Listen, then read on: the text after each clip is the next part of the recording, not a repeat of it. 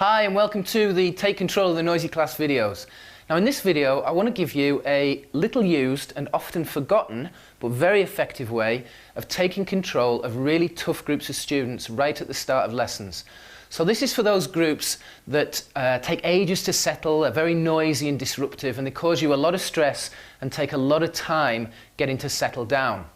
Now before I do that, I want to explain why I know this is so effective and how I know it can make a huge difference if you're struggling with this particular type of class. You see, when I first started teaching, I was actually really useless at classroom management. I had two basic strategies, both equally ineffective for dealing with groups of students. And the first one was shouting. So when they didn't do as I asked, I used to shout at them. And if they still didn't do as I asked, I used to shout a bit louder, until eventually I was shouting at the top of my voice.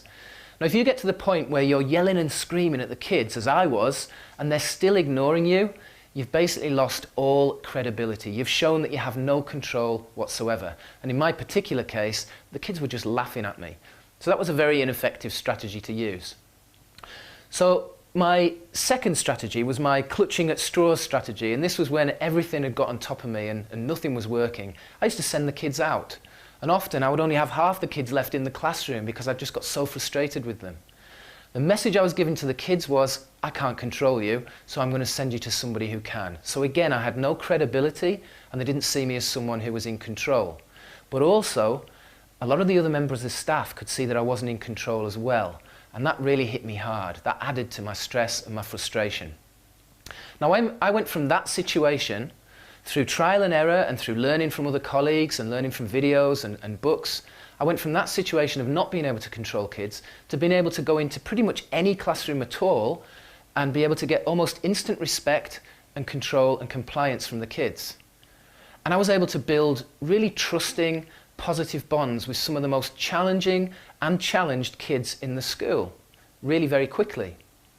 So I went from not being able to manage behaviour to being able to manage behaviour very well. And my point is that anyone can do this. And my aim with these videos is to give you simple, proven strategies that will enable you to manage your classroom, succeed with and get the most from some of the most challenging kids you're facing, and reduce the stress and the amount of time that you're spending trying to deal with these kids so that you can enjoy your job more. So with that said, let's get on to our first video, which is our little used and often forgotten strategy for taking control of tough groups right at the start of the class. So first of all, let's have a look at what's going on. Why do some groups take so much longer to settle down than others right at the start of the lessons? And I'm going to use this rather fantastic drawing as an example. So here we have our classroom and we have our group of students outside the room, and let's imagine that this is quite a loud bunch. This is quite a boisterous group of students, so there's a bit of talking going on. We'll put a speech bubble there, but we'll do it with a pen that works. Classroom Management 101, you must always have a marker pen that actually writes on the board. So we'll put our little speech bubbles on just to show that there's a bit of talking going on. There might be some pushing and shoving, a bit of larking about. We might even have the odd expletive coming out, particularly if it's an older group, so I'll put the internationally recognised symbol for I am a rude child up there. Just so you get the picture that this is a loud group of students outside the classroom. Now at some point they're going to go in the room and they're going to push their way in and shove their way in. There might be one or two lagging behind. But the point is they're going into that classroom out of control. And when you get them in that classroom, you've then got to spend your time settling them down and getting them ready to learn. That's going to take you a long time because at this point these kids are still in party mode. Okay, they may have come from a really fun, active lesson, they may have come from PE, or they may have just been talking over break, or they may have just been chatting through the corridors as they're walking towards your classroom. The point is that they are not ready to immediately settle down, ready to learn at this point.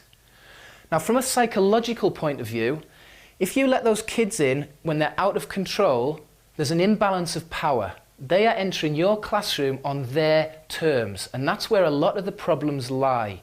If they're coming into your classroom not fully under your control, there's an imbalance of power and they're not going to listen to your instructions. They'll have no regard for your rules. So what's the solution? Well, you probably worked out that if a lot of the source of the problems is letting the kids in the classroom when they're out of control, it's at this point here, at the door, that we need to take control. It's at this point that we need to position ourselves as an authoritative leader It's at this point here that we need to set the tone for the lesson so that the kids are ready to listen to our instructions and ready to enter that classroom under our control. You see, a lot of teachers feel that classroom management is what happens inside the classroom. And that's why this is a often forgotten, little used strategy, because they forget that classroom management actually takes place outside the classroom too. It's outside the classroom that relationships are built. It's outside the classroom where you set the tone for the rest of the lesson so that they enter that classroom under your control, ready to follow instructions. But the way we do this, the way we take control at the door, is absolutely crucial. Because if you're shouting at them and yelling at them and screaming at them or barking orders at them or reading the riot act in the corridor, you're likely going to make your job of getting them settled to work even more difficult for yourself, for two reasons. Teachers that shout and yell and scream at kids tend to get very little respect. Deep down, students are not going to give their best work to a teacher they don't respect. Secondly, as I've said earlier, some students are just going to ignore you when you shout at them. So you're going to get the situation where students are entering the classroom already having made up their mind that they're not going to listen to you. There's no point in listening to you. They're completely ignoring you. And that's going to make the job of getting them to do as you ask very, very difficult.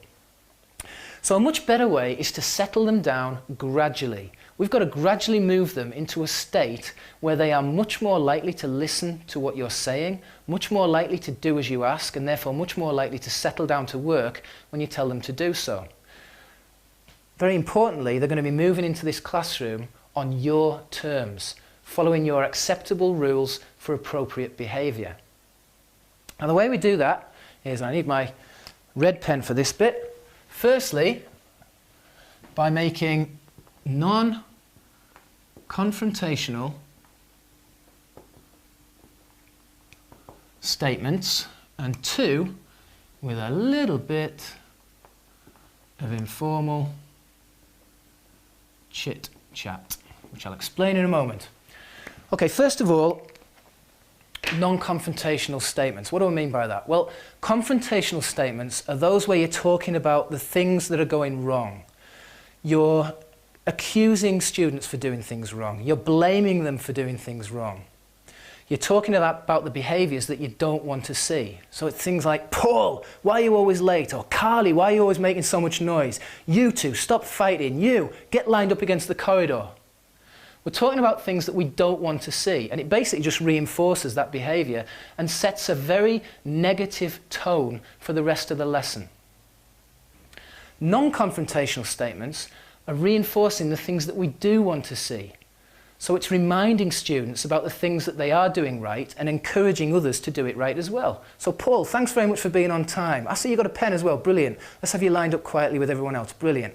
What a great group, we've got all this lot lined up perfectly, we're just waiting for a few more to line up as well.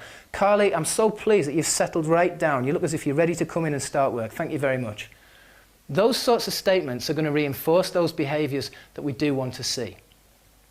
Now secondly, we've got informal chit-chat.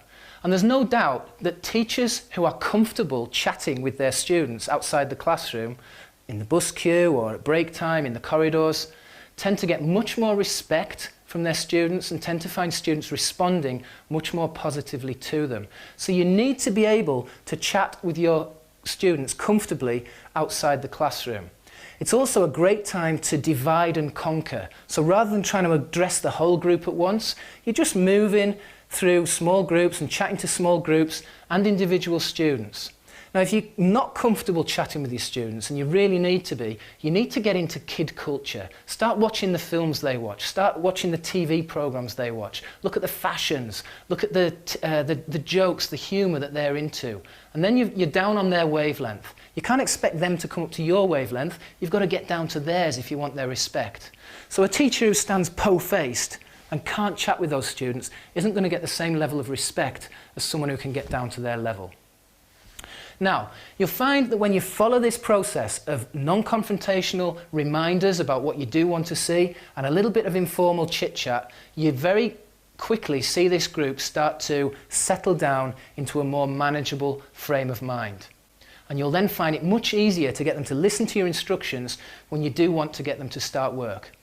Now in the next video, I'm going to show you a way of getting them from here into the classroom and sat down, actually working straight away with minimal fuss and with minimal fighting. And I'm also going to show you how we deal with those students who don't settle down straight away and don't follow your instructions. So make sure you watch out for the next video, and please, if you've enjoyed this one, please leave a comment in the box below. Okay, I'll see you on the next page.